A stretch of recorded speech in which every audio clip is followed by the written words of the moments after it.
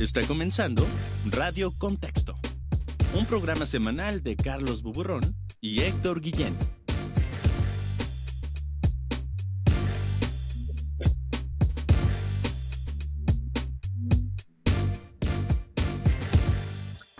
Lunes 29 de julio de 2024, ya se acabó. Ya se acabó el mes, pero ya también se está acabando el año. Ya se nos fue el 2024 desde mi punto de vista, ya nada más Día de Muertos, posadas y ya se acabó. Ya también se acabó el verano, ya todo se está acabando, pero lo que no se acabó fue el régimen de Nicolás Maduro y de eso vamos a hablar el día de hoy en Radio Contexto y desde luego lo vamos a hablar con Héctor Guillén. ¿Cómo estás, Héctor? Hola amiga, ¿cómo están? ¿Cómo están todos aquí? Estoy realmente no sorprendido de lo que vamos a hablar en este episodio, porque ese es el contexto de la semana, las elecciones en Venezuela. Tenemos el contexto necesario, la detención de El Mayo Zambada y de Joaquín Guzmán, y también como contexté, el T es el lenguaje incluyente con Adrián Chávez, que nos acompaña en este episodio para cerrarlo con, ahora sí que con, ¿cómo diríamos? Broche de oro. De pipa y guante. De manchamanteles largos, estamos de manchamanteles largos con invitado de lujo y también otro invitado que hoy tenemos al periodista Carlos Álvarez Acevedo. Una gran entrevista para entender bien qué pasó con el Mayo Zambada, pero pues vámonos directo, ¿no? Con el contexto de la semana. Directo y sin escalas hacia el contexto de la semana.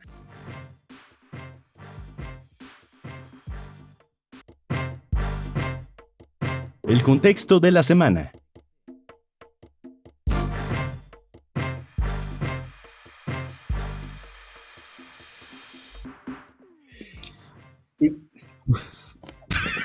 Nos quedamos, mira, heladas de la noticia que vamos a dar. 25 años de chavismo. 25 años de chavismo, el día de ayer se refrendaron.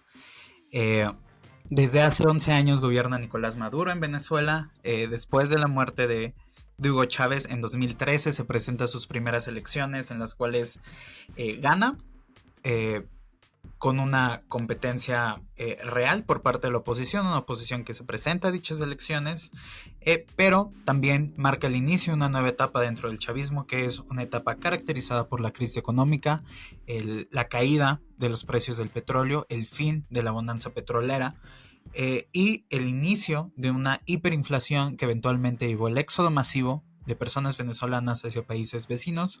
Actualmente más de 8 millones de personas han abandonado Venezuela, han sido desplazadas. Actualmente también la inflación continúa, las pensiones son de risa, y la situación venezolana pues ha atravesado por momentos muy complicados, ¿no? Principalmente el 2014, cuando se desataron diversas protestas en el país y se comenzó a hablar de parte de la existencia de presos y presas políticas por parte del régimen de Nicolás Maduro.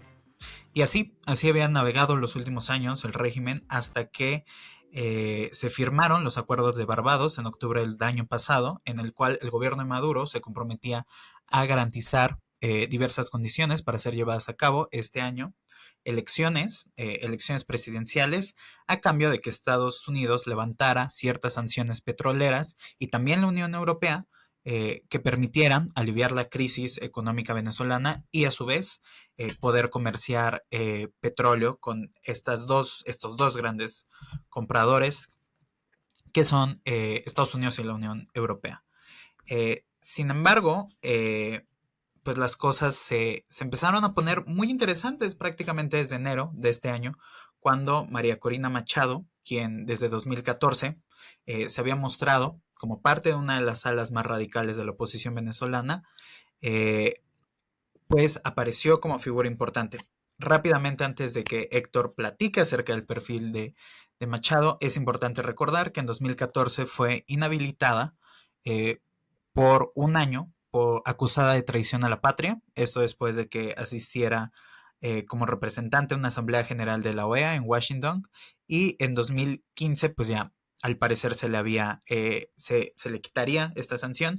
Sin embargo, Machado anunció que en 2024 se le informó que otra vez sería inhabilitada por haber apoyado al gobierno de Juan Guaidó y haber participado en actos de corrupción durante este periodo que fue muy, muy agitado en la historia venezolana y pues así llegó.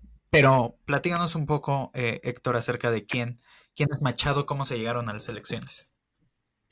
Sí, es que definitivamente esas elecciones fueron muy peculiares porque si existe una figura en la oposición venezolana en el 2024 es la figura de María Corina Machado, que incluso en Los Angeles Times tuvo uno de los mejores perfiles que he leído sobre ella. Hace un recorrido desde su visión como opositora, pero también como lo más simbólico de todo, y es que el chavismo, a pesar de todo, es a la figura que más se respeta, pues de todas las figuras opositoras, la única que ha persistido en su lucha por mantenerse dentro de la clase política venezolana es María Corina Machado, después del boicot que se hizo en 2018, donde no participó la oposición y Nicolás Maduro evidentemente ganó de manera, pues, impresionantemente amplia. En este caso, María Corina Machado sufrió varios ataques de parte del oficialismo chavista que la imposibilitó para participar oficialmente en la boleta electoral del país sudamericano. En este caso, María Corina Machado fue, como lo mencioné, con un veto político ordenado por una Contraloría manejada directamente por el chavismo, quien impide estar impresa en esta boleta, donde Maduro aparece hasta 13 ocasiones. Desde luego, expertos y observadores han dicho que la oposición tenía oportunidades reales de ganar, y esa posibilidad pasa por una campaña de un candidato emergente elegido por María Corina Machado, que fue Edmundo González. Los resultados que se acaban de dar hace unos minutos indican que está en desventaja con el 80% de las actas escrutadas, pero repasando un poco el perfil de María Corina, esta es una exlegisladora de 56 años, la cual ha pasado por distintas facetas en la oposición, tanto en segundo como en primer plano, y desde luego ha pasado por todas las fracasadas insurrecciones, la de 2014, la de 2017, la de 2019, y desde luego, como lo mencionaba Carlos, con el acompañamiento de Guaidó, con esta figura de presidencia reconocida por algunos países. Y bueno, desde luego que al final lo que sucedió con Machado fue regresar la esperanza al electorado venezolano. Veo que incluso en las redes sociales muchos daban por sentado una victoria avasalladora de parte de Edmundo González, el representante de Machado en las elecciones. No aparenta ser de manera de los resultados oficiales y cuestionados de parte de la Comisión Nacional de Elecciones de Venezuela.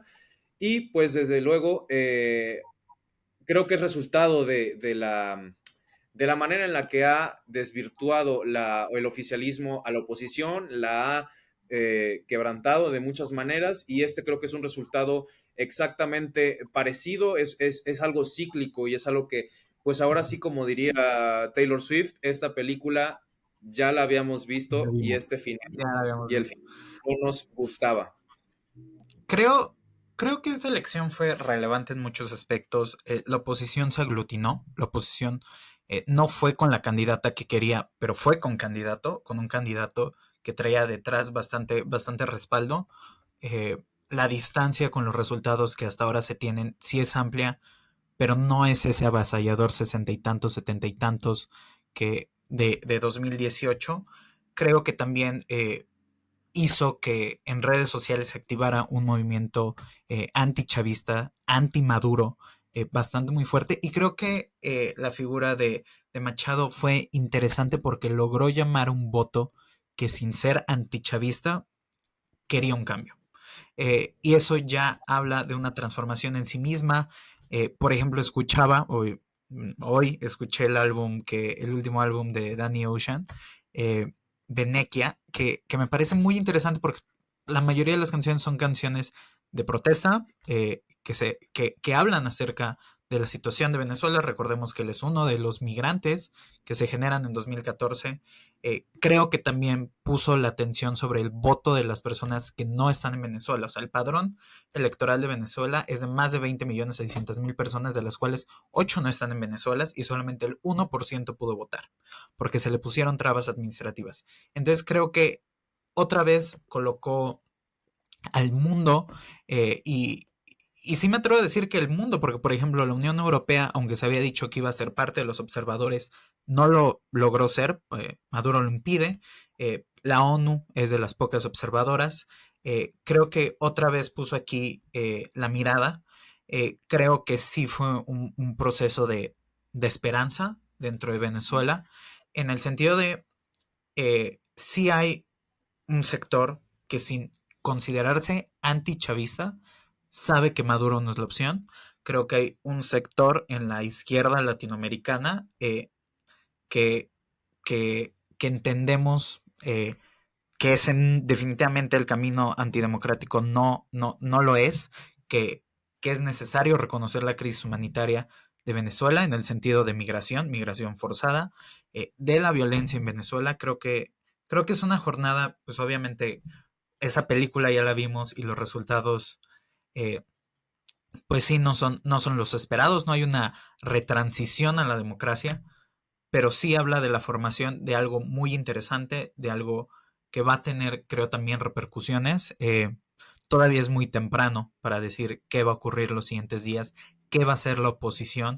La oposición durante la jornada denunció que no se estaban actualizando el conteo, no se estaba publicando el conteo por parte de la comisión.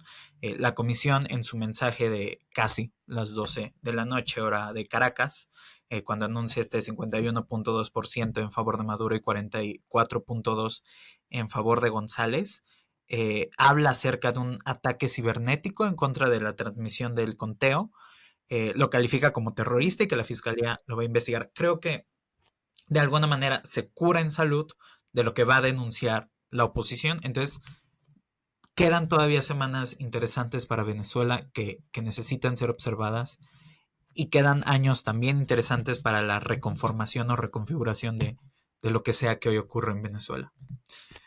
¿Tu opinión, Héctor? ¿Cómo ves la cosa? Bueno, a ver, es algo como lo mencionaba, es algo repetido, un escenario que claramente tiene sus particularidades y tiene sus diferencias, ¿no? O sea, no es Ujú. lo mismo el Capriles contra Maduro, Sí. ni siquiera esta transición, ¿no? Porque incluso Maduro sufrió, sí la sufrió mucho para comprobar este músculo En el chavista, 13, sí. para mostrar que era lo suficiente y nadie daba mucho crédito a que se sostuviera y lo estamos viendo, sigue en el poder, sigue manteniendo el chavismo presente en Venezuela. Existe desde luego un músculo político evidente, no podemos desacreditar que el movimiento Ujú, bolivariano de Venezuela es fuerte, hay mucha gente que sigue creyendo en el chavismo y que quiere que se mantenga en el poder, pero desde luego que existen muchísimas denuncias que ya eran esperadas, ¿no? Muchas inconsistencias en las declaraciones, muchas situaciones irregulares dentro y fuera de las urnas, situaciones muy tensas entre ciudadanos que estaban haciendo una vela alrededor de las casillas para que se contaran los votos justamente, pero que a mí la reflexión más importante es que esperar para la juventud de Venezuela, quien estaba muy esperanzada de estas elecciones.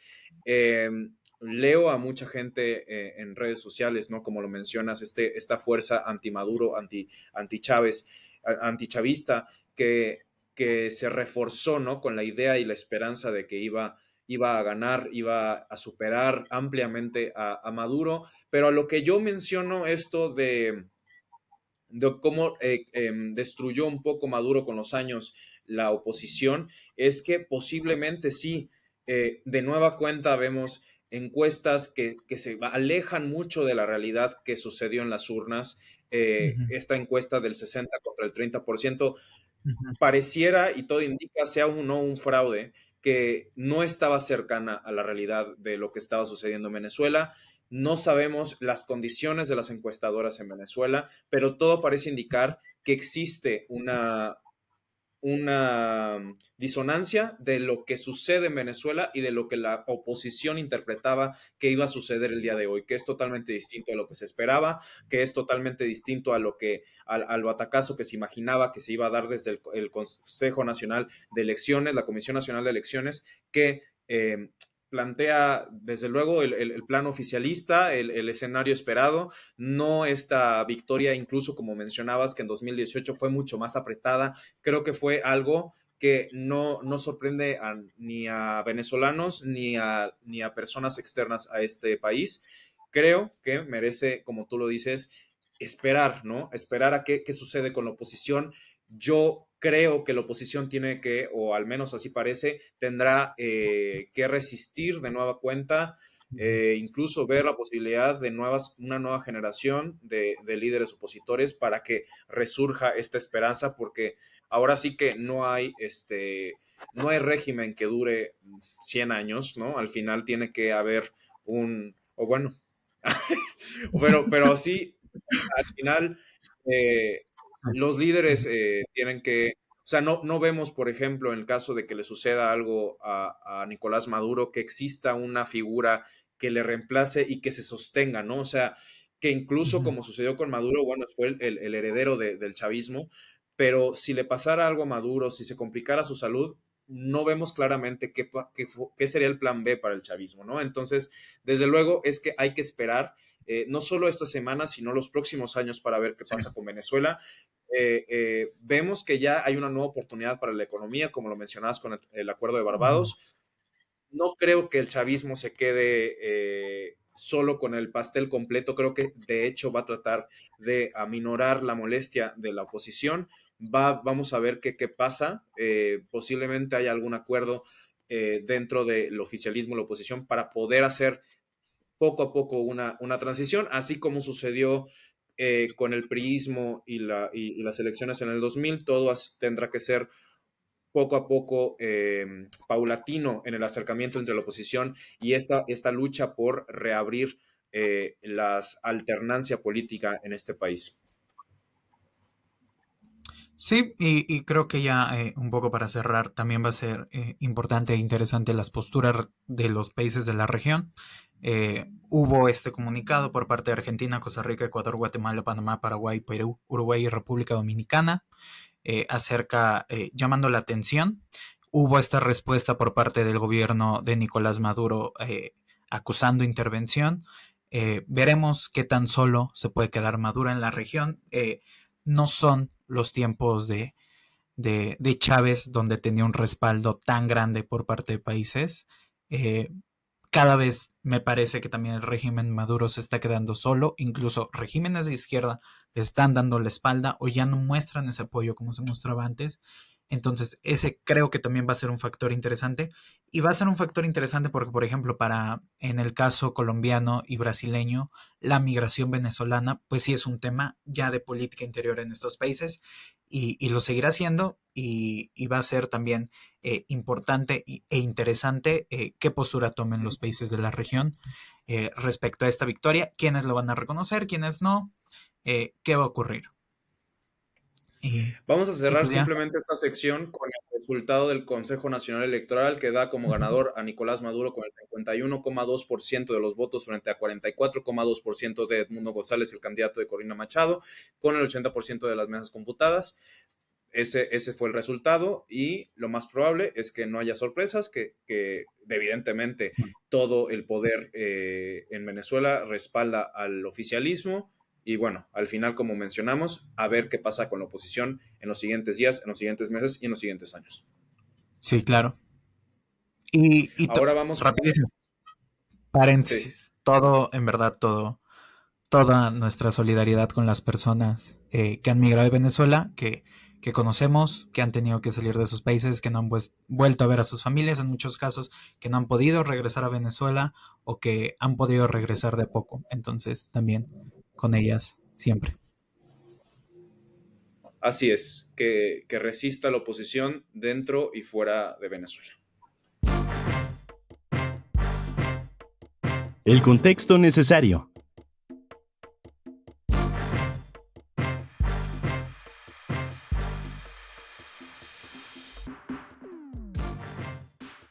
Y pues bueno, el pasado jueves 25 de julio sucedió una noticia que sacudió a Estados Unidos y a México, principalmente por esto que sucedió en El Paso, Texas, en un aeropuerto privado, la detención del cofundador del cártel de Sinaloa, Ismael El Mayo Zambada, junto con Joaquín Guzmán López, uno de los hijos del Chapo Guzmán.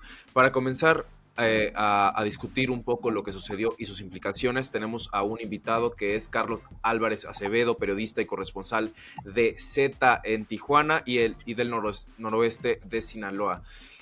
Carlos, muchas gracias por acompañarnos. No, gracias a ustedes por invitarme. Primero que nada, queremos entender un poco el perfil ahora en 2024 de quiénes eran y quiénes ahora eran Ismael El Mayo Zambada y Joaquín Guzmán López y sus implicaciones dentro de las redes de narcotráfico en este país. Bueno, El Mayo Zambada era una leyenda, tenía 50 años mínimo operando en el narcotráfico, empezó desde lo más bajo, recolectando marihuana, hasta ser el cofundador del cartel que ahora es uno de los más importantes del mundo, si no es el que más importante, y bueno, se convirtió en una leyenda, pero ha perdido fuerza. Había perdido fuerza dentro del cartel de Sinaloa y se estaba quedando atrás de los Chapitos, que son los hijos de su compadre, Joaquín Guzmán, Archibaldo Guzmán lo era, y pues eso, que le estaba ganando terreno porque los Chapitos están produciendo fentanilo, y él se había quedado un poco más en la cocaína, aunque ya había incursionado también en el fentanilo, que son drogas sintéticas, y que pues se venden muy barato en el mercado. Y Joaquín, por su parte, Joaquín Guzmán López era un muchacho que dentro de la estructura de los Chapitos era el menos importante y el que tenía menos cargos en su contra en Estados Unidos. Ok. Y hay una cosa fundamental porque han habido de pronto algunas declaraciones cruzadas entre lo que sabemos el día jueves y lo que se presenta, por ejemplo, ayer en la mañanera por parte de la secretaria de Seguridad y Protección Ciudadana, Rosa Isela. Pero queremos saber qué es lo que sabemos de cómo ocurre la detención. Ocurre en Estados Unidos, eso lo sabemos, pero ¿cómo ocurre? ¿En qué contexto? Mira, ahorita quiero empezar diciendo que ahora hay muchos mayólogos, muchos chapitólogos, muchos sinaloagos que están surgiendo y opinando de todo, y nosotros pues tenemos muchos años cubriendo esta fuente, que es el narcotráfico, con un periodismo de investigación que encabeza mi jefa Adela Navarro Bello en Tijuana y Adrián López en Sinaloa, con el noroeste. Y bueno, la cuestión aquí es que no hay mayor información que la que nos dieron las fuentes, o sea, no sabemos más allá de lo que podríamos especular. Podríamos especular muchas cosas, como están especulando muchos analistas o pseudoanalistas y muchos medios de comunicación. Los datos duros que tenemos nosotros, de acuerdo a nuestras fuentes, es que el Mayo fue engañado y fue llevado contra su voluntad a Estados Unidos. O sea, no es que sepamos nosotros que se ha entregado y que el Mayo estaba negociando. El que sí sabemos que estaba negociando, supuestamente, es Joaquín Guzmán López. Estaba negociando porque aquí la clave de todo, el que une todos los factores, es Ovidio Guzmán, que como ustedes saben fue extraditado a Estados Unidos, y pues los lazos de sangre entre los Chapitos pues son de sangre pura, digámoslo así, entre Ovidio y Joaquín Guzmán, son hermanos de sangre, y ya son medios hermanos, Archibaldo y Jesús Alfredo. Entonces no sabemos qué rivalidades internas hayan tenido también entre los hermanos.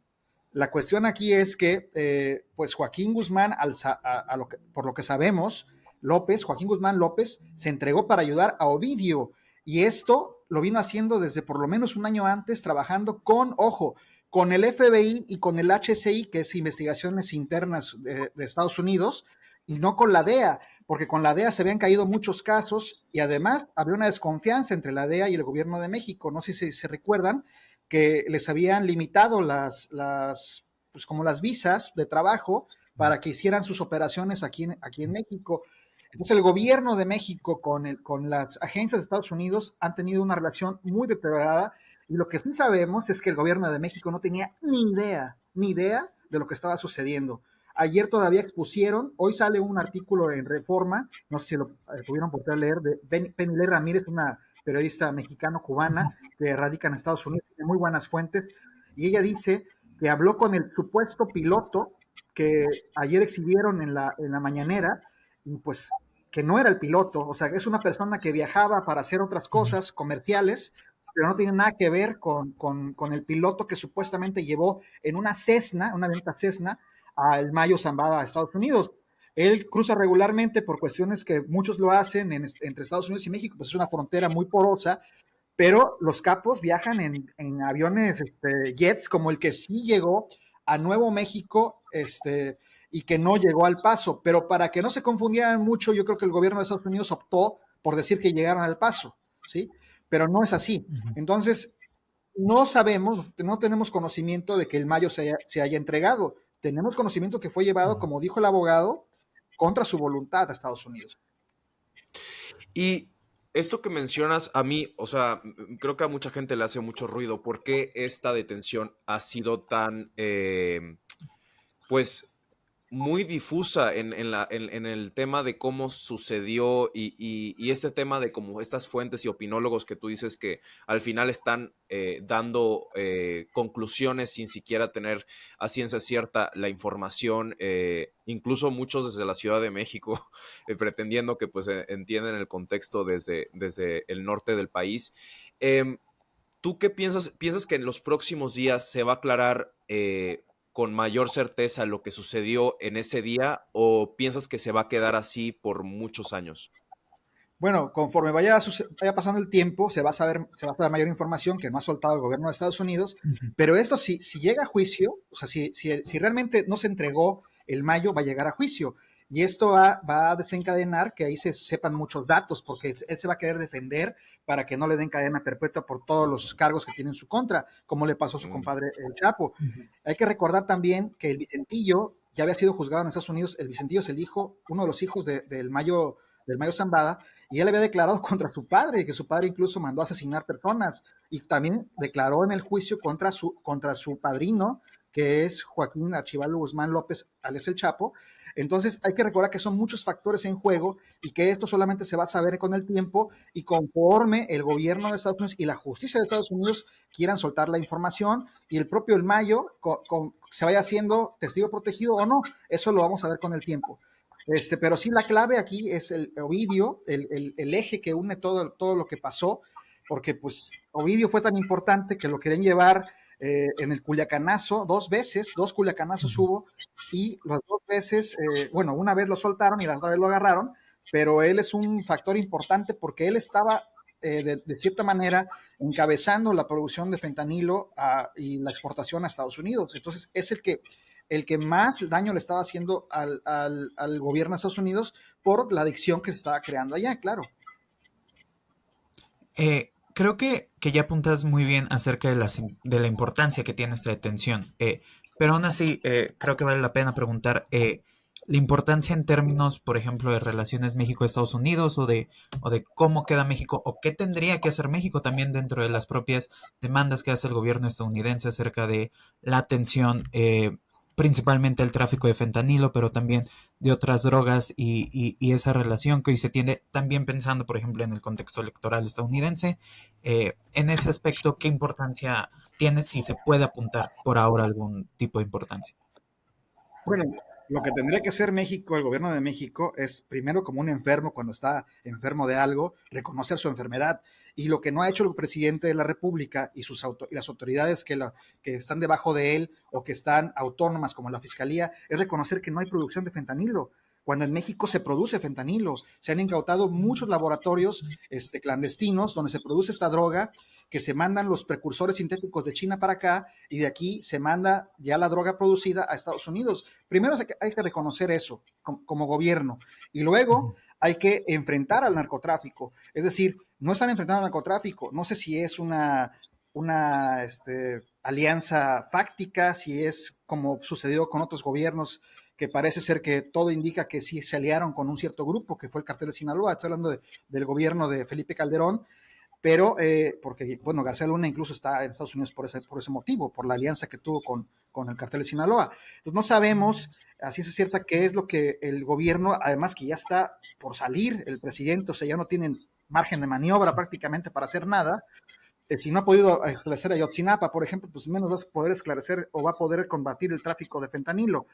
Entonces, lo que le corresponde aquí es dejarle la batuta ya a Claudia Sheinbaum para que ella pueda, con su nuevo equipo, operar, si así lo desean, contra pues, el fentanilo, el tráfico de fentanilo, pero recordemos que su próximo secretario de Seguridad pues, es un pupilo de Genaro García Luna, eso hay que también decirlo, no hay que esconder el sol, o sea, no se puede esconder el sol con un dedo. Ujú. Y respecto a eso, justamente las implicaciones a futuro de parte de esto que sucedió dentro del cártel de Sinaloa, dentro del futuro del cártel, tú o qué trasciende para con las fuentes que tiene Z, de qué va a suceder como la sucesión de estas nuevas personas que forman parte de la red hacia ahora que están en Estados Unidos, qué va a suceder con el cártel de Sinaloa en los próximos años y qué impacto va a tener en la ciudadanía que vive en Sinaloa y en el norte del país. Bueno, de corroborarse que el Mayo realmente fue capturado y no se entregó, esto va a recrudecerse la violencia a niveles altísimos, porque el Mayo era a pesar de que era un delincuente sanguinario, porque sí lo fue y también traicionó a mucha gente para llegar a donde estaba en esa posición, y que también él pues tenía de cierta forma un estatus de pacificador entre el cartel, dentro del cartel. Él no se metía mucho con los hijos de su compadre, y él trataba de hacer sus negocios sin entorpecer lo que estaba sucediendo al interior, porque también estaba la pugna entre el hermano de Joaquín Guzmán, el Guano, con los Chapitos, con sus sobrinos.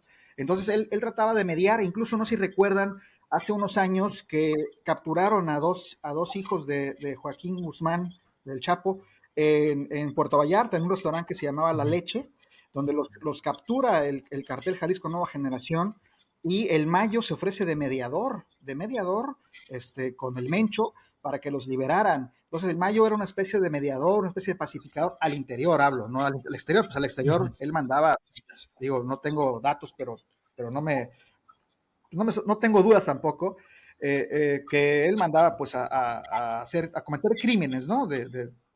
Muy graves. Entonces, lo que pasa aquí es que ahora el que se queda al mando del grupo del Mayo, su sucesor, es el Mayito Flaco. El Mayito Flaco tiene 42 años de edad, es uno de los hijos del Mayo Zambada, y él sí tiene pugnas, sobre todo con Jesús Alfredo, otro de los hijos del Chapo, que junto con su hermano Archibaldo, Iván Archibaldo, pues son los líderes ahorita ya, pues porque ya de los Chapitos. Entonces ahí va a haber una cruenta pugna y va a costar muchas vidas. Incluso ya se habla de repercusiones. Hubo un caso muy sonado el mismo día que agarraron al Mayo, del asesinato de Héctor Melesio Cuen, que fue un político muy renombrado en Sinaloa, y que lo asesinaron el mismo día. Son cosas que son muchas coincidencias, pues. Y también el asesinato días atrás de Milton, el comisario en jefe de la policía capitalina, que iba a ser nada más y nada menos el director de la Agencia Nacional de Inteligencia, o del Centro de Inteligencia del gobierno federal, y uno de los hombres más cercanos a García Harfuch. Entonces hay muchas implicaciones, muchos entresijos que vamos a ir conociendo con el tiempo, pero que básicamente lo que te puedo adelantar es que si se confirma que sí fue capturado el Mayo contra su voluntad, obviamente, se va a armar una guerra cruenta, y además muchos jóvenes, esto es como una hidra de 1000 cabezas, muchos jóvenes al ver la ausencia de un liderazgo, pues sueñan, muchos jóvenes están cometiendo crímenes, iniciando en esto, sueñan con llegar a ese lugar, y pues no tienen escrúpulos para hacer lo que sea con tal de ser el líder de una organización tan importante como el Cartel de Sinaloa. Además, otra cosa, con esta fricción interna y con esta ruptura que puede haber o ausencia de liderazgos, va a llegar el Cartel Jalisco a querer quedarse con el territorio de Sinaloa, que es también muy importante para ellos. Sí, sí, sí. Y qué bueno que apuntas esto porque justamente de eso iba una de las preguntas que sin duda tenemos que hacerte y es el principal o uno de los principales competidores del cártel de Sinaloa es el cártel Jalisco Nueva Generación. ¿Cómo está hoy el cártel Jalisco Nueva Generación en términos de fortaleza en la región donde predomina el cártel de Sinaloa? De ese otro lado, del bando contrario. ¿Qué podríamos esperar también del cártel Jalisco Nueva Generación para no solamente centrarnos en el de Sinaloa? Bueno, el cártel Jalisco es un cártel muy poderoso que tiene ya conexiones internacionales, ya opera en todo el territorio mexicano, está peleando ya los territorios con cada uno de los grupos, contra Sinaloa está peleando muchas plazas, pero también pelea con la familia michoacana, pelea con todos los grupos locales que pueda haber. Entonces el cartel Jalisco sigue muy fuerte, con liderazgos que ya no sabemos si es el propio Mencho el que lo lidera, porque hay versiones de que está enfermo, como también lo estaba enfermo, por cierto, el Mayo, que también esa es otra de las especulaciones que se hablan, que se fue porque se quería tratar la diabetes, que estaba enfermo de una pierna. Sí estaba enfermo, pero no sabemos si por eso se fue. Pero bueno, en el caso del cartel Jalisco, el Mencho, ya no sabemos si él lidera.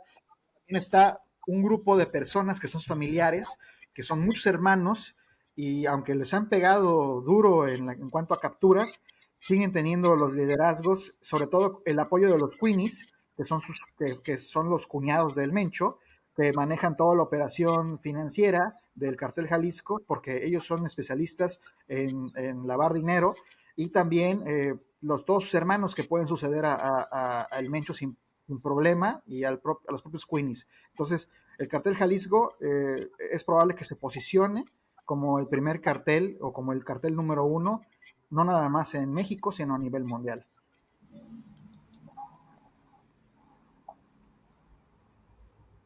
Para cerrar esta entrevista, lo cual agradecemos tu tiempo muchísimo porque sí requiere mucho contexto este tipo de noticias, porque creo que usualmente dentro de los medios se reduce un poco solo a la detención, ¿no? Y a lo hollywoodense de este tipo de detenciones, pero no se revisa tanto las implicaciones dentro de los grupos de narcotráfico que lideran estas áreas y el impacto también, ¿no?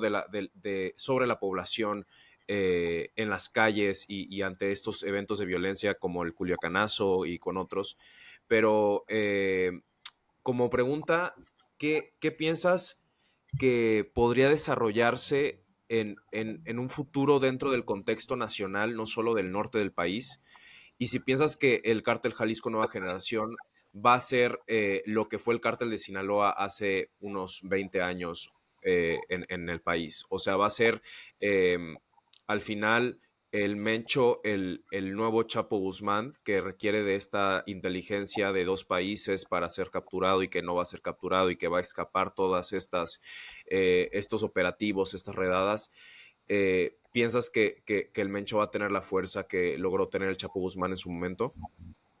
Bueno, te voy a decir una verdad de perogrullo. Mira, mientras no se acabe el consumo en Estados Unidos, porque es el principal consumidor, y además el consumo interno, en México también ya hay muchas personas que están en problemas de drogadicción, pero que también no medimos, porque no hay una encuesta de las adicciones en México, la cancelaron, no ha salido esta encuesta, que es muy importante para conocer el contexto, como tú dices. Mientras no se acabe ese consumo, pues va a seguir saliendo un cartel Jalisco, una familia michoacana, quien sea. O sea, se van descabezando los carteles. Cayó la Tuta, mataron a El Barbas, o sea, pueden capturar, matar, y como le dijo hace 14 años el Mayo a don Julio Scherer, en una entrevista mítica que Julio Scherer hizo en la sierra del Triángulo Dorado al Mayo Zambada, le dijo, me capturen o me maten, nada va a cambiar. Entonces, la clave es el consumo. Mientras no ataquemos, eso sí tiene razón López Obrador, eso sí le doy la razón, pero no lo hacen. Mientras no ataquemos el consumo, o sea, las causas que es la desintegración familiar, que los jóvenes no tengan oportunidades de salir adelante, de desarrollo, aunque les den becas, esto no sirve de nada porque el dinero se lo van a seguir gastando, incluso para comprar las propias drogas, el dinero que les dan de becas. O sea, el contexto no es ese, el contexto es que no haya violencia en el país, que los jóvenes puedan salir a las calles como hacíamos nosotros cuando éramos niños. Bueno, ustedes son más jóvenes, yo soy mayor que ustedes, pero yo me acuerdo que yo salía a la calle a jugar. Ahora ya no se puede que los niños salgan a jugar. Eso es doloroso, pero es un indicador de que las cosas no van a cambiar mientras el consumo no cese. El consumo es la clave. O sea, el negocio sigue mientras haya consumo. Si baja el consumo, pues esto ya no va a ser negocio y se van a dedicar a otras cosas. Van a tener que buscarle otras fuentes de sustento a sus familias, porque también tienen familias. Entonces, esto es la clave. O sea, las drogas, atacarlas desde su consumo, y ahí vamos a empezar a ver cómo va a ir bajando la curva delincuencial en el país y en el propio Estados Unidos, porque también ya hay muchas personas, vemos imágenes en Seattle, cómo están esas personas que le dicen zombies vivientes, ¿no? Que se están cayendo, prácticamente están pues tambaleándose. Son imágenes terribles las que vemos en esas zonas, donde ya el consumo de drogas es inmenso, y solamente, como les digo, atacando esa causa es como vamos a salir adelante como sociedad para poder bajar estos niveles insólitos de muertes asociadas al narcotráfico. Ya este sexenio ya es el mayor, el número 1 en muertes violentas en toda la historia. Y eso no lo quiere reconocer López Obrador, porque hacen ahí sus cálculos matemáticos y le quitan ahí que el mes no sé qué contra el mes no sé cuánto, pero la cosa es que ya es el más cruento, el más violento de la historia de México. Pues Carlos, con esta reflexión nos vamos, la importancia de combatir el consumo, la importancia también de admitir que hay un problema, porque si no se combate, con eso nos quedamos. Muchísimas gracias por tu tiempo. ¿Cómo seguimos el trabajo que realizas, el trabajo de Z Tijuana, el trabajo del Noroeste? ¿Dónde lo seguimos? Pues sí, mira, mis redes casi no las uso, pero me pueden seguir, por favor, en la página de Z Tijuana y en la página de Noroeste. Ahí están publicadas diario mis notas, que son bastantes. Entonces, les agradezco que me puedan leer y que me puedan compartir, aunque no me mencionen, pero les agradezco que estén atentos a mi trabajo. Muchísimas gracias por tu tiempo y esperamos platicar contigo de nuevo. Muchas gracias a ustedes. Gracias, Carlos. Muy bien.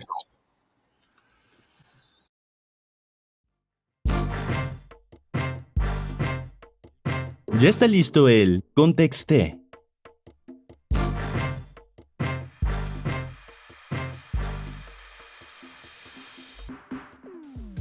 Y sin duda si hay un tema del que es necesario hablar y dar muchísimo más contexto, es acerca de cómo cambia el lenguaje y cómo ha ido evolucionando el lenguaje. Y pues como aquí no somos ni lingüistas, ni traductores, ni somos especialistas en eso, invitamos a alguien que sí lo es y que si tienen TikTok o Twitter seguramente lo conocen. Invitamos a Adrián Chávez para hablar un poco acerca de eso del lenguaje y los debates que se dan al respecto. Adrián, muchísimas gracias por acompañarnos el día de hoy. No, al contrario, muchas gracias por invitarme, qué gusto estar acá. No, el gusto es nuestro. Desde hace mucho tiempo queríamos hacer esta entrevista porque fue uno de los temas que hemos discutido varias veces acerca de... lo poníamos sobre la mesa un poco acerca de cuando aparecen cambios en el lenguaje, en el español recientemente, ¿no? Especialmente en el lenguaje incluyente, ¿no? Cuando las personas utilizamos el lenguaje incluyente, decimos todes, muches o todas las personas, pues se generan reacciones. Y estas reacciones muchas veces se combinan, por ejemplo, con personas pues reaccionarias o antiderechos, como que parece que viene en combo, ¿no? Esta reacción negativa a cambios en el lenguaje y otro tipo de ideas. ¿Cómo explicarlo? ¿Cuál es esa relación? O si hay una relación, ¿qué opinas al respecto? Sí hay una relación, no de inicio, o no debería, pero sí la hay. O sea, creo que la resistencia, en particular al lenguaje incluyente, o en particular como a los marcadores de género neutro, por ejemplo, no decir todes, escribir la X y todas estas cosas, tiene dos cabezas. La primera, que es una resistencia lingüística, o sea, que tiene al menos algo de natural, ¿no? En el sentido de que los marcadores de género neutro, pues, son parte de un sistema muy profundo de la lengua, que es el paradigma de género. O sea, es una cosa que no se trata nomás de cambiar una palabra por otra, ¿no? Que sería quizá un cambio mucho más sencillo, mucho menos ríspido. Y en este caso no, en este caso se trata de una cuestión gramatical que además genera concordancias y por lo tanto implica una cosa como deliberada, como de modificar la estructura, no nada más de cambiar unas palabras. Entonces yo creo que hay como una resistencia que es natural, o sea que incluso quienes utilizamos el lenguaje incluyente nos encontramos con esa resistencia como a nivel del cerebro, ¿no? Que el cerebro está como ya acostumbrado a generizar, bueno, primero a separar por género y segundo a generalizar en masculino, etcétera, etcétera. Entonces, como hay una resistencia, digamos, que es, creo, obvia, porque estamos como educados y educadas en esa lógica y es muy complicado cambiarlo, ¿no? Y además, obviamente, la lengua lleva siglos operando así, entonces es muy complejo. Pero por otro lado, hay la otra cabeza, es la resistencia que es más bien social, que tiene todo que ver con la sociedad y con la resistencia no a los cambios en la lengua, sino a los cambios en la sociedad. Y en medio hay una cosa que abreva de ambas cosas, que es la resistencia al cambio lingüístico, porque hay una resistencia al cambio digamos, el cambio lingüístico, más bien la resistencia al cambio lingüístico en sí misma es también un poquito una resistencia social, ¿no? Que está atravesado por toda esta cuestión de la normatividad y de cómo nos educan en la lengua, creer que hay una forma correcta de hablar, una forma incorrecta de hablar, y por lo tanto hay como varias capas. Por eso es tan complicado como hablar del tema, porque está como la capa social, está la capa lingüística y está la capa lingüística normativista, ¿no? Que nos dice que no solamente perdón, no solamente hay como un problema en cambiar la lengua porque hay un cambio, porque refleja un cambio en la sociedad, no solamente hay un problema en cambiar la lengua porque nuestro cerebro lo va a encontrar difícil, sino que además hay un problema en cambiar la lengua porque no deberíamos cambiar la lengua, ¿no? Ese es como el tercer nivel y por eso es tan complejo. Entonces es una resistencia más bien como multifactorial que viene de muchos lados. Y aparte, algo que me parece súper interesante dentro de esto también, en lo normativista que mencionas, es este grupo de personas en las redes sociales y fuera de las redes sociales también que utilizan a la Real Academia como un referente casi institucional para determinar y delimitar al lenguaje, ¿no? Y que incluso a mí me pasó, por ejemplo, yo llegué a hacer estudiar en España y también incluso los españoles cuentan con unas delimitaciones distintas y que se utilizan mucho cuando están en contacto con los latinoamericanos, ¿no? O sea, que es como este tipo de palabras que se utilizan que incluso sí están dentro en el lenguaje oficialmente de cada país y que para ellos está errado, ¿no? O estás simplemente hablando de una manera distinta y existe como incluso este neocolonialismo dentro de la interpretación del lenguaje para ellos, porque para ellos inventaron el castellano, ¿no? O sea, ellos son los que tienen la versión más pura del español. Dentro de esta como situación, ¿no? Frente a la globalización y a la globalización del español y de cómo hay este intercambio ahora en las redes sociales del lenguaje, ¿tú cómo visualizas que en el futuro vamos a relacionarnos con estos temas? O sea, ¿piensas que de alguna manera se va a romper un poco las fronteras en este aspecto de globalizar un poco el español en los intercambios ahora que todos estamos conectados? ¿O piensas que va a seguir persistiendo estas diferencias en el lenguaje? Yo creo que las dos cosas. O sea, creo que perdón. Yo creo que en primer lugar el español ya o sea, esto que hablas de la diversidad y de la globalización, eso ya está pasando, ¿no? O sea, eso ya es así, tanto que incluso las instancias que se autoperciben como normativas o que se autoperciben como reguladoras o encausadoras del idioma han tenido que modificar su perspectiva pública, ¿no? La Real Academia Española, la Asociación de Academias de la Lengua, la Fundación del Español Urgente, etcétera, han como ido migrando de lo estrictamente normativo hacia una visión que ellos llaman panhispánica, ¿no? Que es como ahora el español es pluricéntrico, ahora tiene muchos centros, sin abandonar del todo como la perspectiva normativa, siguen diciendo en sus tweets y en sus publicaciones como esto es correcto, esto es incorrecto, ¿no? Pero al menos ya concedieron que lo correcto y lo incorrecto puede depender de la región y puede depender del contexto. Entonces, eso ya está pasando, pero por otro lado, también sigue pasando, y creo seguirá pasando hasta el fin de los tiempos, que haya personas que crean que el lenguaje requiere algún tipo de regulación y que en este caso la Academia Española es la que posee como esa prerrogativa, ¿no? En realidad la metáfora que utilizo tiene que ver con el Mago de Oz, ¿no? Para mí la Real Academia Española es como el Mago de Oz, o sea, no tiene ningún poder real, no tiene ninguna autoridad real, no tiene, o sea, lo único real que lleva en el nombre es por la realeza, pues, pero no tiene nada que ver con la realidad, ¿no? Entonces, el poder que se le da o la autoridad que se le da es la que le atribuye la gente, ¿no? Y eso en España, en México, en donde sea, pero la realidad es que el trabajo de una academia, como por cierto lo hacen otras academias, ¿no? O sea, la española es como la que se ha atribuido a sí misma, digo, por ser la más antigua y un poco por esto que dices, ¿no? De que en España persiste entre algunas personas esta idea de que ellos tienen como la patente, digamos, del español. Persiste esta idea de que la Real Academia Española es la primera y la que, en torno a la cual gravitan las demás, pero en realidad hay muchas otras academias que se dedican a estudiar el fenómeno, no solo sino muchos otros, que es lo que en teoría una academia debería hacer, ¿no? Como, no quiero ponerme normativo yo también con las academias, pero digamos, si pensamos en una institución lingüística desde el punto de vista de lo que hace la lingüística, pues en teoría las academias tendrían que estar observando los fenómenos y divulgando cómo es que funcionan, cómo es que están ocurriendo, estudiando y documentando. Y hay, por ejemplo, la Academia Norteamericana de la Lengua, la de Estados Unidos, bueno, la Academia Norteamericana de la Lengua Española, tiene publicaciones sobre el lenguaje incluyente, la Academia Chilena de la Lengua tiene publicaciones sobre el lenguaje incluyente. Entonces, más bien, se le da demasiada importancia a la española y le hacen mucho ruido en los medios, ¿no? Cuando sale algún miembro de la academia o el abogado que es director de la Real Academia Española sale a decir que no, que el lenguaje, que la lengua española es muy bella, que cómo la vamos a arruinar, y ocupa todos los titulares cuando hay instancias lingüísticas que en lugar de estar normando o tratando de normar lo que la gente debería o no debería hacer, pues está estudiando el fenómeno, que es un fenómeno que está ocurriendo no solo en español, sino en muchas otras lenguas. Sí, sí. Y creo que acabas de decir algo que es bien, bien interesante y que escuchamos mucho, ¿no? Que los cambios en el lenguaje matan la lengua, que se está matando la belleza del español al momento de, no sé, decir todes, pero también al momento en el cual eh, admitimos, por ejemplo, anglicismos y utilizamos anglicismos cotidianamente.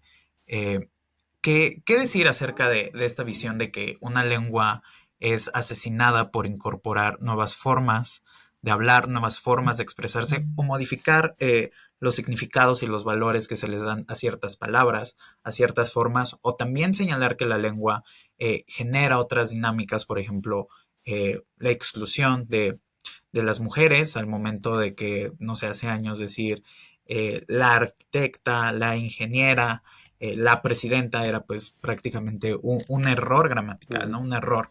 ¿Qué decir acerca de toda esta parte, ¿no? De una combinación entre reacción y creencia de que la lengua es asesinada, es dañada y es Pues lastimada es que por estos cambios. toda perspectiva normativa, o bueno, normativista, Ujú, es contradictoria e hipócrita necesariamente. O sea, porque la lógica de la lengua es esa, es cambiar, es adaptarse. La lengua persiste a través del cambio, ¿no? Si no cambia es ujú, porque está muerta, ¿no? Entonces, eh, apelar a la normatividad, a una normatividad, al menos en el estado actual de la normatividad, que no tiene criterios serios, no tiene más bien criterios subjetivos, coyunturales, de autoridad, cosas de ese tipo, es necesariamente apelar a la hipocresía, ¿no? Y tiene que ver con esto que decías, o sea, como no vamos a aceptar el lenguaje incluyente, pero sí vamos a aceptar esta otra cosa, ¿no? Por ejemplo, los anglicismos o tales anglicismos. La ujú. realidad es que, por ejemplo, un lingüista diría como, bueno, es que no hay que aceptar nada o no aceptar nada, o sea, son cosas que están pasando y punto.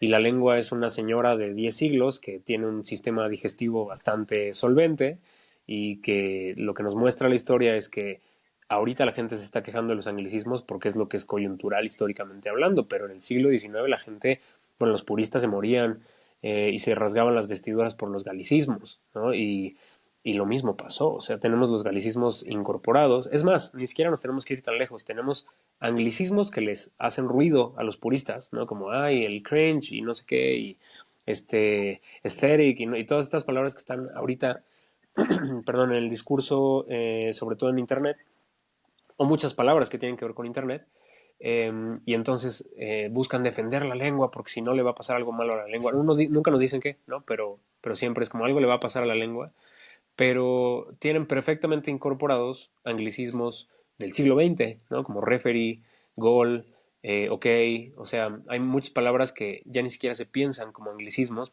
simplemente porque tuvieron la suerte de ser anglicismos en otro momento de la historia en el que no habían nacido los puristas que están vivos ahorita, ¿no? Entonces, lo mismo pasa con cualquier otro uso. O sea, si tú tratas de... pasa con este ejemplo que decías, ¿no? De presidenta, ¿no? Que hay como una necesidad de resistirse al uso, a la letra A, pues, en esta palabra, ¿no? Pero entonces, cuando rebuscas, o sea, si usas la lógica normativa y dices, ok, ningún sustantivo o adjetivo que venga de un verbo, ¿no? Al que se le pone este infijo nt, tiene que terminar con e, entonces volteas al siglo XX y dices, bueno, ¿y por qué nunca les hizo ruido la palabra sirvienta, por ejemplo, que también viene del verbo servir, que también tiene exactamente el mismo proceso, y ahí es donde quedan de manifiesto que en realidad la supuesta normativa en realidad no es, o sea, no obedece a la lógica, no obedece a un criterio objetivo, más bien se utiliza ese criterio históricamente coyuntural para defender un sistema que no es el sistema de la lengua, es un sistema distinto, pues. ¿No? En el que la normatividad siempre ha estado muy cómodo. O sea, la normatividad siempre se ha tratado de defender los sistemas de poder en vigencia, pues. Y también, o sea, esto que mencionas, adentrándonos un poco más a estas personas que tratan como casi si estuvieran haciendo una campaña, ¿no? En contra del uso de la E y que están buscando constantemente a alguien que esté usando el lenguaje incluyente para criticarle o para simplemente entrar en una discusión, ¿no? O sea, entrar en una dinámica de discusión sobre la identidad de género de alguien, o sea, que al final este grupo de personas tratan de incorporar un poco en la crítica, un poco de clasismo, un poco de transfobia, un poco de misoginia, ¿no? Dentro de todo esto. Tú que estás en las redes sociales y que lidias casi diariamente con ese tipo de personas, ¿qué identificas dentro de sus argumentos que son o sea, los puntos más débiles de esto o cuando se les cae su argumento y ya dejan de discutir contigo? Pues o sea, primero es verdad, o sea, hay como una necesidad de instrumentalizar la lengua como caballo de Troya para mostrar todas estas otras cosas que tienen que ver con la clase, con la racialización, con el género, etcétera. En el fondo, yo siempre lo he dicho, en el fondo la reticencia al lenguaje incluyente es una reticencia a la existencia de las personas que no se ajustan al binarismo de género. Y claro, puede que las personas que crean que están en contra porque están defendiendo la lengua, lo crean genuinamente, a lo mejor de verdad creen que están defendiendo la lengua. El problema es que cuando les muestras que eso mismo que están defendiendo no lo defienden en otros contextos lingüísticos, o cómo es que de hecho, o sea, cuando les explicas cómo está ocurriendo el proceso, cómo desde el punto de vista lingüístico, pues no hay por qué como eh, pues denostar nada o defender nada en todo caso, sino simplemente pues mostrar cómo ocurre el fenómeno. Eh, su resistencia permanece, ¿no? Entonces, lo que quiere decir que no es una cuestión lingüística, ¿no? Hay una cuestión como detrás que por lo general es social, y en el caso específico del lenguaje incluyente, pues obviamente tiene que ver con la, la resistencia a aceptar que puede haber otras formas de vivir el género. 9 de cada 10 veces la persona que está tratando, al menos en mis comentarios, ¿no? La persona que está comentando y quejándose de que yo utilice o hable del lenguaje incluyente, no está ideológicamente de acuerdo con pues con todo el paquete pues de derechos que viene con acompañar esa lucha con el lenguaje. La otra persona probablemente está de acuerdo o no tiene problema, pero más bien está creyendo que hay que defender la lengua, porque si no a la lengua le puede pasar algo malo. La evidencia que nos da la historia es que no, que la lengua cuando algo le sirve, pues lo incorpora, cuando no le sirve, lo excreta, ¿no? Y todo bien. O sea, a la lengua no le va a pasar nada, no es como defender, yo la metáfora que uso en mi libro es tratar de defender la lengua porque le va a pasar algo malo, porque alguien está usando una estructura, una palabra que no está correcta, y estoy intercomillando. Es como defender al sol de la gente que no se asolea bien, ¿no? Es como creer que el sol se va a morir nomás porque la gente no se asolea o no se pone bloqueador solar.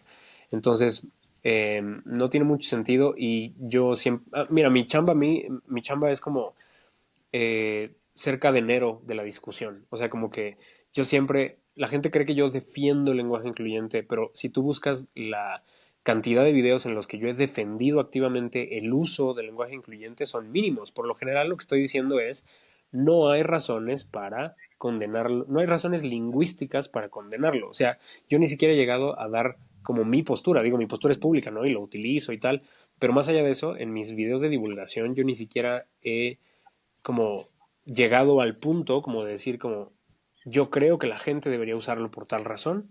No, la mayor parte del tiempo estoy diciéndoles nomás así como policía de tránsito, como por aquí no es, ¿no? O sea, la discusión no va por la cuestión lingüística, es una discusión social y hay que devolver la discusión al terreno de lo social, porque desde el punto, o sea, ningún lingüista serio te va a decir como, no, sí, deberíamos condenar el lenguaje incluyente porque los lingüistas están estudiando el fenómeno, es muy interesante, estamos viendo qué va a pasar, a lo mejor se queda, a lo mejor se va, como fenómeno es muy extraño porque no es realmente una evolución de la lengua, porque la evolución tiende a la economía, y en este caso más bien estamos ampliando el paradigma de género, lo que quiere decir que probablemente más bien sea como un uso retórico, ¿no? Como algo que la gente hace a propósito, y algo de eso se incorpora a la lengua, quién sabe si todo, pero como fenómeno es interesante, pues, ¿no? Más allá de lo que las y los lingüistas a nivel individual hagan o dejen de hacer, la lingüística como ciencia, pues no tiene más que estudiar el fenómeno y verlo y justo como decir, si se van a pelear, no es en el terreno de la lingüística, porque la lingüística no nos peleamos por lo que la gente debería o no debería hacer. Sí, sí, sí. Y creo que lo pones en una dimensión muy clara que es justamente es un fenómeno social y muchas personas lo asumimos y lo usamos como una postura política, ¿no? Se vuelve también una postura política respecto a cómo hablar, a qué reconocemos, en qué nos centramos y sobre todo cómo trabajamos con nuestra forma de hablar y reconocemos que la forma en la que hablamos y lo que decimos es una postura política. Y en ese sentido, cómo cómo lidiar de pronto con esas posturas políticas que se encuentran en el terreno de la lengua, en la forma en la que nos expresamos. Obviamente sí, tomando nota y describiéndolo, es una cuestión normativa, pero también qué impresiones y qué repercusiones tienen esas posturas políticas que se radicalizan o que se vuelven extremas o que chocan en el terreno de lo social en la lengua, ¿no? Que no sé, qué otro ejemplo se te ocurre acerca de esos momentos donde la lengua cambia, bueno, o donde la lengua se modifica, se adapta y permanece en usos a partir de posturas políticas Bueno, y sociales todos, encontradas. todos los ejemplos del mundo. O sea, creo que la lengua es identidad y la lengua es política por sí misma, ¿no? Y yo creo que está bien. O sea, está bien incluso que la gente adopte la lengua desde cualquier lugar del espectro político para abanderar, pues, como sus causas. O sea, creo que la lengua es para eso, es para usarla. Yo he llegado a comparar el lenguaje incluyente con usar un pañuelo verde, por ejemplo, ¿no? O del color que sea, pues digo verde en este caso porque es como de ese lado del espectro político, pero eh, es un uso que no es, en efecto, no es necesario. O sea, uno no va por la vida necesitando usar un pañuelo de tela de tal color. Lo usas porque quieres mostrar una postura política específica. Y con el lenguaje incluyente pasa lo mismo, ¿no? Es como estoy utilizando esta licencia, digamos, ¿no? Como algo que sirve específicamente para mostrar mi postura política. Y está bien. Ujú. Hay gente que lo utiliza también en otros sentidos, ¿no? Hay gente que diseña su vocabulario y su forma de hablar para mostrar algún tipo de estatus, para mostrar algún tipo pertenencia, de disidencia, y está bien, usamos la lengua como usamos la ropa, ¿no? No solamente para comunicarnos, sino también para ser, para expresar, para pertenecer, para no pertenecer, etcétera, ¿no? Entonces, perdón, creo que lo mismo pasa con la lengua y creo que está bien que ocurra. Creo que ejemplos de cómo la política se manifiesta en la lengua hay miles, ¿no? Se me ocurre, por ejemplo, la palabra independizarse, que ahora la usamos como si nada, pero en el siglo XX fue motivo de peleas entre académicos en Latinoamérica y en España, porque los españoles insistían en que no la iban a meter al diccionario, porque ya existía la palabra emanciparse, y en Latinoamérica decían, bueno, pues es que se emancipa un hijo de su padre, pero se independiza un esclavo o un pueblo sometido, pero los españoles decían, pero ¿cómo que sometidos si nosotros éramos tan buenos y éramos la madre patria, etcétera? Y obviamente había un interés político detrás de querer resistirse a la, digamos en este caso, la bendición de una palabra, cuando había muchísima evidencia de que la palabra se utilizaba, es más, hay evidencia de que se utilizaba desde tiempos de la colonia, desde antes, ¿no? O sea, desde los 1500 y tal, ya hay evidencia del verbo independizarse, y obviamente, pues en el siglo XIX pasaron cosas que pues hicieron que la palabra independizarse en Latinoamérica pues fuera mucho más popular, y desde el punto de vista lingüístico pues no necesitas más, la palabra existe, está documentada, el uso está ahí, pues de eso se trata el diccionario, ¿no? Si se usa, se incorpora el diccionario. Pero las autoridades, de nuevo estoy entrecomillando, españolas, pues más bien tenían un interés político en rechazar la palabra porque no le convenía a España, ¿no? Entonces, ese es un ejemplo histórico famoso, pues, pero lo vemos todo el tiempo y lo vemos en la misma idea de la lengua correcta. Es política, la idea de que existe una forma de hablar y que esa forma correcta de hablar sospechosamente sea la que se habla en las clases ilustradas, pues no es gratuito, ¿no? Por supuesto es una serpiente que se muerde la cola, ¿no? Porque obviamente lo que se considera correcto, pues se enseña en las escuelas, y la gente que tiene acceso a las escuelas habla la lengua correcta, entre comillas, y por lo tanto a las demás personas se les margina, pero porque la lengua correcta en realidad no existe, es un ideal que se enseña, estandarizado, y que nadie habla en realidad, ¿no? Entonces, entre más se aleje la forma de hablar de alguien, ya sea por su contexto social, por su región, por lo que sea, incluso porque a lo mejor es un hablante no nativo, etcétera, todo eso lo va a convertir en un hablante de segunda, ¿no? Entonces, eso produce cosas muy feas, ¿no? Produce como la idea de que tú como hablante nativo deberías hablar mejor tu lengua, ¿no? Cuando tú eres el estándar de la lengua, y vives con esta culpa judeocristiana, ¿no? De que no hablas bien tu propia lengua. Todo eso está atravesado, pues, como de ideologías, que es lo que yo llamo la normativitis, ¿no? Que es como este normativismo vuelto ideología, ¿no? Como convertido en sentido común, como si hubiera una forma de hablar que tendríamos que respetar, sin nunca preguntarnos por qué tendríamos que respetar esa versión en particular y no todas las demás. Y todo lo que hemos mencionado casi es político, y hablando de los intereses políticos, estamos viendo fenómenos en Latinoamérica y en Europa de estos gobiernos de ultraderecha y figuras de ultraderecha que están condenando al lenguaje incluyente como un cáncer del lenguaje y como un cáncer de la sociedad. Incluso lo vimos en Argentina hace unos meses, ¿no? Cómo se trata de bloquear el uso del lenguaje incluyente dentro de las aulas en el sistema de educación público, que de hecho todo parece indicar que van a reducir presupuestos, van a cerrar universidades, pero aún así lo que queda de educación pública en este país va a tener como una especie de bloqueo institucional hacia el lenguaje incluyente. Tú, para cerrar esta entrevista, ¿tú qué observas como en ese tipo de fenómenos dentro de gobiernos federales o nacionales que pretendan instruir en contra de este lenguaje incluyente? Pues yo creo que igual que el uso del lenguaje incluyente es en buena medida simbólico, o sea, me queda claro que tiene una incidencia práctica en muchos contextos, ¿no? En la vida de las personas no binarias, etcétera. Pero por eso digo mayormente, porque no es que no tenga pues no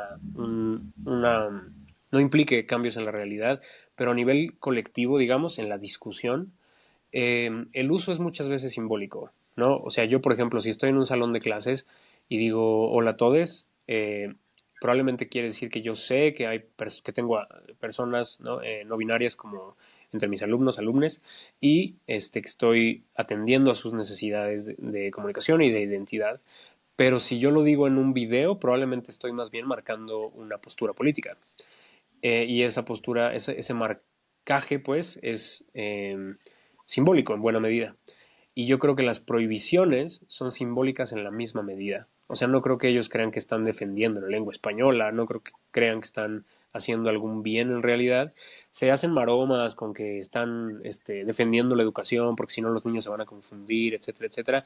Pero nosotros y ellos sabemos que eso es falso, ¿no? O sea, en realidad no están defendiendo nada. Cuando lo hicieron, antes de que Milei subiera al poder, lo hicieron en Buenos Aires. Y el alcalde, bueno, me regañaron en TikTok que no se llama alcalde, no sé cómo se le llama, al jefe de gobierno, gobernador, como se le llame, pues, prefecto, lo que sea, de Buenos Aires, que era un gobierno conservador, salió a decir que iban a prohibir el lenguaje incluyente porque los resultados de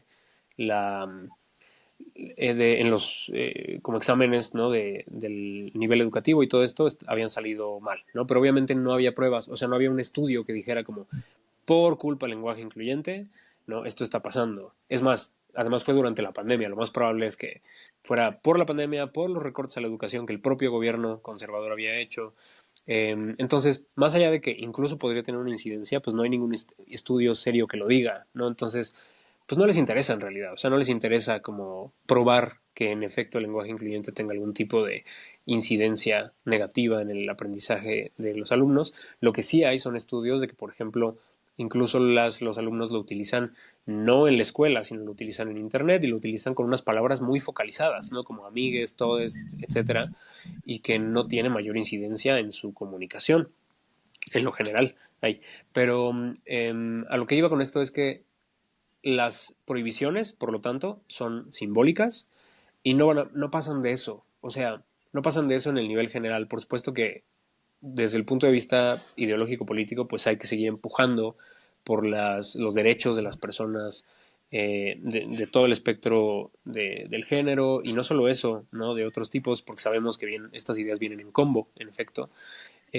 Pero por lo general son más bien propuestas que tienen un fin de como pues de ganarse la palmadita en el hombro de las bases que ya tienen convencidas, ¿no? Y no solo pasa con el lenguaje incluyente, pasa con otras cosas. En Italia, por ejemplo, esta mujer Meloni, en Roma, alcaldesa de Roma, no es cierto, es la primera ministra, ¿no?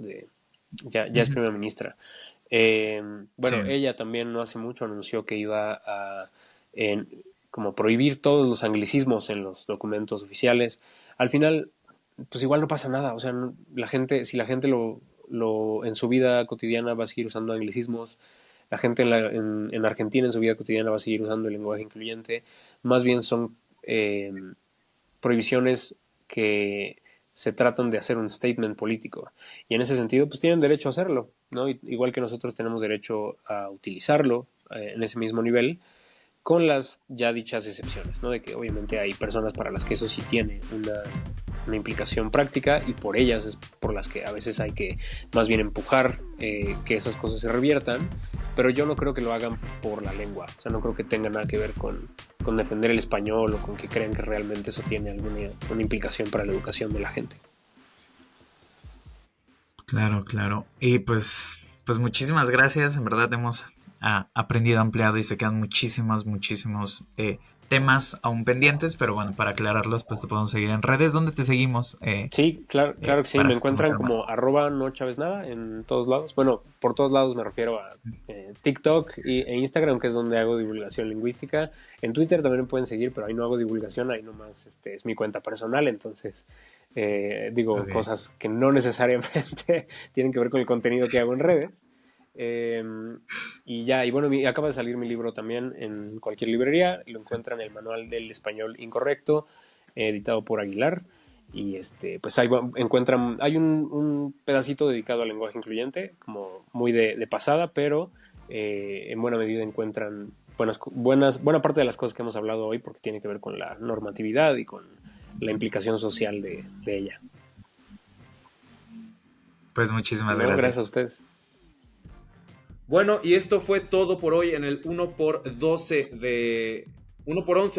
de Radio Contexto. Estamos con horarios de salida. No, otra vez no. Ahora sí les voy a dar, al menos esta vez les voy a dar bien los horarios de salida. Todos los lunes los vemos en plataformas de podcast a las 7 de la mañana, horario del centro del país, 6 en Tijuana y 8 en Cancún. Nos vemos, síganos en redes sociales, @Radio Contexto, en Instagram y en TikTok, y @tenemos contexto en Twitter. Carlos, nos vemos. Nos vemos, que estén muy bien y muchas gracias.